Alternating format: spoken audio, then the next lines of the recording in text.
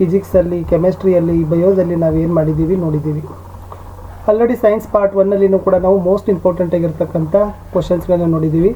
ನಮ್ಮ ಗುರಿ ಇದೆ ನಿಮ್ಮನ್ನು 60 ಅಂಕಗಳಿಗಿಂತ ಹೆಚ್ಚಿಗೆ ದಾಟಿಸಬೇಕು. ಅದಕ್ಕೆ ಸಂಬಂಧಪಟ್ಟಂತೆ ವಿಷಯಗಳನ್ನು, ಪರಿಕಲ್ಪನೆ, ಪ್ರಶ್ನೆಗಳನ್ನು ನಿಮ್ಮ ಜೊತೆ ಹಂಚಿಕೊಳ್ಬೇಕು. ನಾವೆಲ್ಲ ವಿಷಯಗಳಲ್ಲಿನೂ ಕೂಡ ಹಾಕಿದ್ದೀವಿ. ಆಲ್ಮೋಸ್ಟ್ ಆಲ್ ನಮಗಂತೂ ಸ್ಯಾಟಿಸ್ಫ್ಯಾಕ್ಷನ್ ಅದ.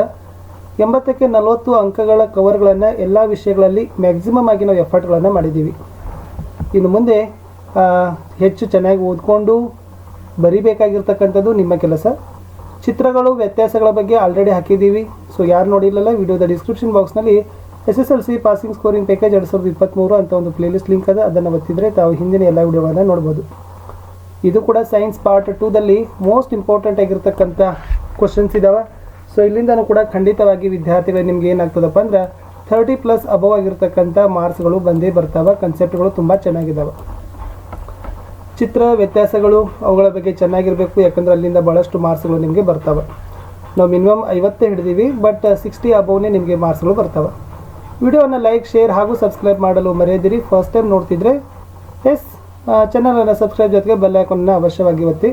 ಟೆಲಿಗ್ರಾಮ್ ಗ್ರೂಪ್ ಅದ ಸ್ಟಡಿ ವಿತ್ ಪರಶುರಾಮ್ಗೂ ಕೂಡ ಜಾಯ್ನ್ ಆಗಿ ನಿಮ್ಮ ಸಮಾಜ ವಿಜ್ಞಾನ ವಿಷಯದ ಒಂದು ಪರೀಕ್ಷೆಗೆ ಕೂಡ ಇದೇ ಥರದ ಪ್ರಶ್ನೆಗಳನ್ನು ನಾವುಗಳು ಕೊಡ್ತೀವಿ. ಹಾಗಾದರೆ ಕಾರ್ಬನ್ ಮತ್ತು ಅದರ ಸಂಯುಕ್ತಗಳನ್ನು ನೋಡೋಣ ವಿದ್ಯಾರ್ಥಿಗಳೇ. ಈ ಪಾಠದಲ್ಲಿ ಮಿನಿಮಮ್ 4ರಿಂದ 5 ಮಾರ್ಕ್ಸ್ಗಳನ್ನು ನೀವುಗಳು ಇಲ್ಲಿ ತಗೊಳ್ತೀರಿ. ಸಹವೇಲೆನ್ಸಿಯ ಬಂಧದ ಅರ್ಥ ನೋಡ್ಕೊಡ್ರಿ. ಕಾರ್ಬನ್ನ ಬಹುರೂಪಗಳು, ಪರ್ಯಾಪ್ತ ಮತ್ತು ಅಪರ್ಯಾಪ್ತ ಸಂಯುಕ್ತಗಳ ವ್ಯತ್ಯಾಸ, ಇದು ಕೂಡ ಮೋಸ್ಟ್ ಇಂಪಾರ್ಟೆಂಟ್. ಕೋಷ್ಟಕ 4.2, 4.8, 4.10ರಲ್ಲಿ ರಚನಾ ವಿನ್ಯಾಸಗಳಿದ್ದಾವೆ. ಅವುಗಳಿಂದ 2-3 ಮಾರ್ಕ್ಸ್ಗಳು ಡೆಫಿನೆಟ್ ಆಗಿ ಬರ್ತಾವೆ. ಕೋಷ್ಟಕ 4.4ದಲ್ಲಿನೂ ಕೂಡ ಅದೇ ಇದೆ. ಇಲ್ಲಿ ಉತ್ಕರ್ಷಣ, ಸಂಕಲನ ಕ್ರಿಯೆ, ಆದೇಶನ ಕ್ರಿಯೆ ಇದೆ, ಅದನ್ನು ನೋಡ್ಕೊಡ್ರಿ. ಎಥೆನಾಲ್ ಮತ್ತು ಎಥೆನೋಯಿಕ್ ಆಮ್ಲ, ಸಾಬೂನನ್ನು ತಯಾರಿಸ್ತಕ್ಕಂಥ ವಿಧ, ಮಾರ್ಜಕದ ಅರ್ಥ. ಸೊ ಮಿನಿಮಮ್ ನಾನು ಹೇಳಿದ್ದೀನಿ 4 ಮಾರ್ಕ್ಸು, ಬಟ್ ಮ್ಯಾಕ್ಸಿಮಮ್ 6ರಿಂದ 7 ಮಾರ್ಕ್ಸ್ ಏನಾಗ್ತಾವೆ ಖಂಡಿತವಾಗಿ ಇಲ್ಲಿಂದ ಬರ್ತವೆ. ಸೊ ಈ ಪಾಠದಿಂದ ನಿಮಗೆ 8ರಿಂದ 9 ಮಾರ್ಕ್ಸ್ ಕ್ವಶನ್ಸ್ಗಳನ್ನು ನಿಮ್ಮ ಎಕ್ಸಾಮ್ ಕ್ವಶನ್ ಪೇಪರ್ಗಳಲ್ಲಿ ನೀವುಗಳು ನೋಡ್ತೀರಿ. ಮುಂದೆ ಧಾತುಗಳ ಆವರ್ತನೀಯ ವರ್ಗೀಕರಣ ಇದೆ. ಬಹಳ ವಿದ್ಯಾರ್ಥಿಗಳು ಹೇಳ್ತಾರೆ ಸರ್ ಬಹಳ ಟಫ್ ಐತಿರಿ ಅಂತ. ಸೊ ಟಫ್ ಏನ ಅಲ್ಲ, ಡೋಬಲಿನ ತ್ರಿವಳಿಗಳನ್ನು ನೋಡ್ಕೊಡ್ರಿ. ನ್ಯೂಲ್ಯಾಂಡ್ನ ಅಷ್ಟಕದ ನಿಯಮ, ಮೆಂಡಲೀವ್ ಸೂಚಿಸಿದ ಆವರ್ತ ಕೋಷ್ಟಕದ ಸಾಧನೆಗಳು, ಮೆಂಡಲೀವ್ ವರ್ಗೀಕರಣದ ಮಿತಿಗಳು. ಸೊ ಇಷ್ಟರ ಒಳಗಡೆ ನಿಮಗೆ ಖಂಡಿತವಾಗಿ 1 ಅಥವಾ 2 ಮಾರ್ಕ್ಸ್ ಕ್ವಶನ್ ಬಂದೇ ಬರ್ತದೆ. ಇಲ್ಲಿ ಆಧುನಿಕ ಆವರ್ತ ಕೋಷ್ಟಕದ ನಿಯಮ ಮತ್ತು ಧಾತುಗಳ ಸ್ಥಾನ ಅದಾದರೂ ಬಹಳಷ್ಟು ಡೆಡ್ ಆಗಿರ್ತಕ್ಕಂಥ ಈಸಿ ಅದ. ಸೊ ಮಿನಿಮಮ್ ಇಲ್ಲಿ ನೀವು ಅಪ್ಲೈಡ್ ಕ್ವಶನ್ಸ್ ಅದು ನೋಡಿದರೆ 4, ಬಟ್ 2 ಮಾರ್ಕ್ಸ್ ಆದರೂ ಖಂಡಿತವಾಗಿ ನೀವು ಇಲ್ಲಿಂದ ಗಳಿಸ್ತೀರಿ. ಇನ್ನು ಜೀವಿಗಳು ಹೇಗೆ ಸಂತಾನೋತ್ಪತ್ತಿ ನಡೆಸ್ತವೆ ಅಂತಕ್ಕಂಥ ಪಾಠ ಇದೆ. ಸೊ ಮಿನಿಮಮ್ 6 ಮಾರ್ಕ್ಸ್ಗಳನ್ನು ನೀವೇನು ಮಾಡ್ತೀರಿ ಇಲ್ಲಿ ಪಡ್ಕೊಳ್ತೀರಿ. ಸೊ ಏನೇನು ಓದ್ಕೋಬೇಕು, ಏಕಕೋಶ ಜೀವಿಗಳಲ್ಲಿ ಸಂತಾನೋತ್ಪತ್ತಿಯ ವಿಧಗಳು ನಮಗೆ ಗೊತ್ತಿರ್ಬೋದು. ತುಂಡರಿಕೆ ಇದೆ, ಆಮೇಲೆ ವಿದಳನ ಇದೆ, ಕಾಯಿಜ ಸಂತಾನೋತ್ಪತ್ತಿ ಇದೆ, ಅವೆಲ್ಲವುಗಳನ್ನು ನೋಡ್ಕೊಡ್ರಿ. ಅಲ್ಲಿಂದ ಖಂಡಿತವಾಗಿ ಕ್ವಶನ್ಸ್ಗಳು ಬರ್ತವೆ. ಇನ್ನು ಲೈಂಗಿಕ ಸಂತಾನೋತ್ಪತ್ತಿ ಚಿತ್ರ 8.7ರಲ್ಲಿ ಪುರುಷ ಸಂತಾನೋತ್ಪತ್ತಿ ವ್ಯೂಹ ಮತ್ತು ಸ್ತ್ರೀ ಸಂತಾನೋತ್ಪತ್ತಿ ವ್ಯೂಹಗಳಿದ್ದಾವೆ, ಅವುಗಳನ್ನು ಸಹಿತ ನೋಡ್ಕೊಳ್ತಕ್ಕಂಥದ್ದು. ನೆಕ್ಸ್ಟ್ ಇರ್ತಕ್ಕಂಥದ್ದು ವಿಶೇಷವಾಗಿ ವೃಷಣಗಳ ಕಾರ್ಯಗಳನ್ನು ನೋಡ್ಕೊಡ್ರಿ. ಆಮೇಲೆ ಗರ್ಭ ನಿರೋಧಕ ವಿಧಾನಗಳು ಯಾವುವು, ಹುಡುಗ ಹುಡುಗಿಯರಲ್ಲಿ ಪ್ರೌಢಾವಸ್ಥೆಯ ಬದಲಾವಣೆಗಳು ಯಾವುವು ಅನ್ನೋದನ್ನಿದೆ. ಸೊ ಮೋಸ್ಟ್ ಇಂಪಾರ್ಟೆಂಟ್ ಆಗಿರ್ತಕ್ಕಂಥ ಕಂಟೆಂಟ್ಗಳೇ ಇಲ್ಲಿದ್ದಾವೆ, ಮತ್ತು ನೀವು ಅವುಗಳನ್ನು ರೂಢಿಸ್ಕೊಡ್ರಿ. ಇನ್ನು ಅಣು ಔಷಧತೆ ಮತ್ತು ಜೀವ ವಿಕಾಸಕ್ಕೆ ಹೋಗೋಣ. ಮಿನಿಮಮ್ ಇಲ್ಲಿ 3 ಮಾರ್ಕ್ಸ್ ಆದರೂ ನೀವೇನು ಮಾಡ್ತೀರಿ ಪಡಿತೀರಿ. ಏನದಂದ್ರೆ ಅಣು ಔಷಧಿಯ ಅರ್ಥ, ಮೆಂಡಲೀವ್ನ ಕೊಡುಗೆಗಳು, ಲಿಂಗ ನಿರ್ಧಾರಣೆ, ಇದು ಮೋಸ್ಟ್ ಇಂಪಾರ್ಟೆಂಟ್ ಅದ. ಜೀವ ವಿಕಾಸ, ಪ್ರಭೇದೀಕರಣ ಮತ್ತು ಪಳೆಯುಳಿಕೆಗಳು ನೋಡ್ಕೊಡ್ರಿ. ಇಲ್ಲಿ ಹೆಚ್ಚಾನೆಚ್ಚು ಏನು ಮಾಡ್ತಾರಪ್ಪ ಅಂದ್ರೆ ರಚನಾನುರೂಪಿ ಅಂಗಗಳು ಮತ್ತು ಕಾರ್ಯಾನುರೂಪಿ ಅಂಗಗಳು, ಚಕ್ಕರ್ ಬೋರ್ಡ್. ಈ ಕ್ವಶನ್ಗಳಲ್ಲಿ 2ರಲ್ಲಿ ಡೆಫಿನೆಟ್ ಆಗಿ ಏನು ಇರ್ತದೆ, 2 ಅಥವಾ 3 ಮಾರ್ಕ್ಸ್ ಇಲ್ಲೇ ಇರ್ತದೆ. ಸೊ ಮೇಲ್ಗಡೆ ನೋಡಿದರೆ ಖಂಡಿತವಾಗಿ ಮಿನಿಮಮ್ 3 ಮಾರ್ಕ್ಸ್ಗಳನ್ನು ಇಷ್ಟು ಕಂಟೆಂಟ್ಗಳನ್ನು ಓದೋದ್ರಿಂದ ನೀವುಗಳು ಗಳಿಸ್ತೀರಿ. ಇನ್ನು ಮೋಸ್ಟ್ ಇಂಪಾರ್ಟೆಂಟ್ ಇದೆ 7ರಿಂದ 8 ಮಾರ್ಕ್ಸ್ಗೆ ಏನಾಗ್ತದಪ್ಪ ಅಂದರೆ ಬೆಳಕು, ಪ್ರತಿಫಲನ ಮತ್ತು ವಕ್ರೀಭವನದಿಂದ ಕ್ವಶನ್ಸ್ಗಳು ಬರ್ತವೆ. ಇಲ್ಲಿ ಬೆಳಕಿನ ಪ್ರತಿಫಲನ ಅಂದರೆ ಏನು, ಗೋಲಿಯ ದರ್ಪಣಗಳು. ಕೋಷ್ಟಕ 10.1ರಲ್ಲಿ ಏನಿದೆ ಅಂದರೆ ಸ್ಥಾನ ಇದೆ, ಸ್ವಭಾವ ಇದೆ, ಅವುಗಳನ್ನು ನೋಡ್ಕೊಡ್ರಿ. ಅಲ್ಲಿಂದನೂ ಕೂಡ ಕ್ವಶನ್ಸ್ಗಳು ಬರ್ತವೆ. ಆಮೇಲೆ ಪಿನ ದರ್ಪಣ, ನಿಮ್ನ ದರ್ಪಣದ ಉಪಯೋಗಗಳು, ದರ್ಪಣದ ಸೂತ್ರ ಮತ್ತು ವರ್ಧನೆ, ಇದು ಮೋಸ್ಟ್ ಇಂಪಾರ್ಟೆಂಟ್ ಅದ. ಇಲ್ಲಿ ಲೆಕ್ಕ ಮಾಡ್ಲಿಕ್ಕೂ ಕೂಡ ಕೇಳ್ತಾರೆ. ಸೂತ್ರಗಳು ಸಹಿತ ಬಹಳ ಇಂಪಾರ್ಟೆಂಟ್ ಇದಾವೆ. ಬೆಳಕಿನ ವಕ್ರೀಭವನ ಸೂಚಂಕ, ಇಲ್ಲಿಂದನೂ ಕೂಡ ಒಂದು ಕ್ವಶನ್ ಬರ್ತದೆ.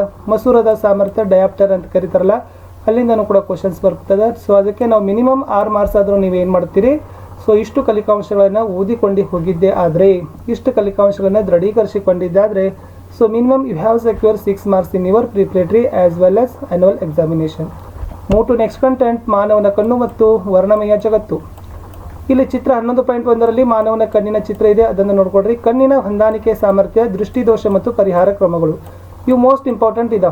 ಇಲ್ಲಿ ಸಮೀಪ ದೃಷ್ಟಿದೋಷ ಪಿನ, ಆಮೇಲೆ ದೂರದೃಷ್ಟಿ ದೋಷ ಇದೆ, ಬೆಳಕಿನ ವಕ್ರೀಭವನ, ಬೆಳಕಿನ ವರ್ಣ ವಿಭಜನೆ, ಟೆಂಡಲ್ ಪರಿಣಾಮ, ಇದನ್ನು ನೋಡ್ಕೊಡ್ರಿ. ಇದು ಮೋಸ್ಟ್ ಇಂಪಾರ್ಟೆಂಟ್, ಬಹಳ ಸಲ ಎಕ್ಸಾಮ್ಗೆ ಕೇಳ್ತಾರೆ. ಇಲ್ಲಿನೂ ಕೂಡ ಮಿನಿಮಮ್ ನೀವೇನು ಮಾಡ್ಬೋದು, maximum 4 marks, but minimum 2 marks ಆದರೂ ನೀವೇನು ಮಾಡ್ಬೋದು, ಈ ಪಾಠದಿಂದ ಓದ್ಕೊಳ್ಳೇಬಹುದು. ಶಕ್ತಿಯ ಆಕಾರಗಳಲ್ಲಿ ಉತ್ತಮ ಶಕ್ತಿಯ ಆಕಾರಗಳೇನು, ಪಳೆಯುಳಿಕೆ ಇಂಧನಗಳು, ಉಷ್ಣ ವಿದ್ಯುತ್ ಸ್ಥಾವರ, ಜಲ ವಿದ್ಯುತ್ ಸ್ಥಾವರ, ಇವುಗಳನ್ನು ನೋಡ್ಕೊಡ್ರಿ.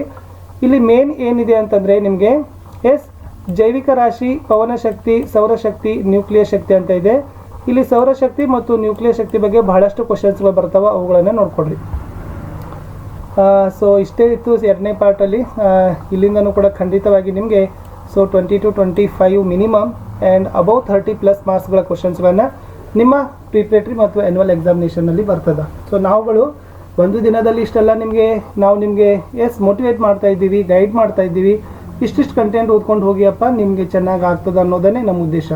ಪ್ರತಿಯೊಂದು ಡೀಟೇಲ್ಗಳನ್ನು ಮಾಡಬೇಕಾದ್ರೆ ಕನ್ಸೆಪ್ಟ್ ಭಾಳ ನಿಮಗೆ ಡೆಪ್ತಾಗಿ ಒಯ್ಯಬೇಕಾಗ್ತದೆ, ಭಾಳಷ್ಟು ಸರಳೀಕರಣಗಳನ್ನು ಮಾಡ್ಕೊಳ್ಬೇಕಾಗ್ತದೆ.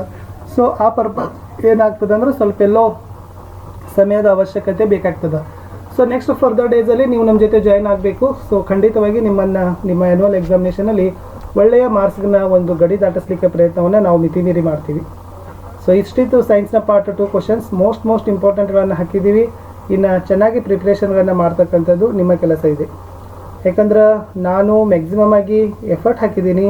ಸೊ ನಾನು ಮ್ಯಾಕ್ಸಿಮಮ್ ಆಗಿ ನಿಮಗೆ ಹೇಳಿದ್ದೀವಿ. ಸೊ ನಿಮ್ಮನ್ನು ಚೆನ್ನಾಗಿ ಅಂಕಗಳನ್ನು ಪಡಿಲಿಕ್ಕೆ ಮಾಡ್ತಕ್ಕಂಥ ಕೆಲಸಗಳನ್ನು ನಾವುಗಳು ಮಾಡ್ತಾಯಿದ್ದೀವಿ. ಸೊ ಆ ಪರ್ಪಸ್ ಆಗಿ ವಿದ್ಯಾರ್ಥಿಗಳೇ ನಾವು ನಿಮಗೆ ಶೇರ್ಗಳನ್ನು ಮಾಡಿದ್ದೀವಿ. ಖಂಡಿತವಾಗಿ ನಿಮ್ಮ ಲೈಕ್, ಶೇರ್ ಹಾಗೂ ಸಬ್ಸ್ಕ್ರಿಪ್ಷನ್ಗಳು ಹೀಗೆ ಇರಲಿ ಅಂತ ಹೇಳ್ತಾ, ಮೋಸ್ಟ್ ಇಂಪಾರ್ಟೆಂಟ್ ನಮ್ಮ ಟೆಲಿಗ್ರಾಮ್ ಗ್ರೂಪ್ ಅದ ಸ್ಟಡಿ ವಿತ್ ಪರಶುರಾಮ್ ಅಂತ, ಲಿಂಕ್ ವಿಡಿಯೋದ ಡಿಸ್ಕ್ರಿಪ್ಷನ್ ಬಾಕ್ಸ್ನಲ್ಲಿ ಹಾಕಿದ್ದೀವಿ, ಅದಕ್ಕೂ ಕೂಡ ಬಂದು ಜಾಯ್ನ್ ಆಗಿ. ಸೊ ಸಮಯ ಹಾಳು ಮಾಡಬೇಡಿ. ಆ ಕಡೆ ಈ ಕಡೆ ಸುಮ್ಮನೆ ತಿರುಗಾಡೋದು, 10 ಯೂಟ್ಯೂಬ್ ಚಾನಲ್ಗಳನ್ನು ರೆಫರ್ ಮಾಡೋದಕ್ಕಿಂತ ಒಂದೇ ಚೆನ್ನಾಗಿ ರೆಫರ್ ಮಾಡಿ ಒಂದು ಟೆಕ್ಸ್ಟ್ ಬುಕ್ಕನ್ನು ಚೆನ್ನಾಗಿ ಓದಿದ್ದೆ ಆದರೆ ಖಂಡಿತವಾಗಿ ನೀವೇನು ಮಾಡ್ತೀರಪ್ಪ ಅಂದರೆ ಅಂಕಗಳನ್ನು ಗಳಿಸ್ತೀರಿ. ಸೊ ಸಿಗ್ತೀನಿ ನಿಮಗೆ ಮತ್ತೆ ನಾನು ಸಮಾಜ ವಿಜ್ಞಾನ ವಿಷಯದ ವಿಡಿಯೋಗಳಲ್ಲಿ. ಅಲ್ಲಿಯವರೆಗೂ ಬಾಯ್.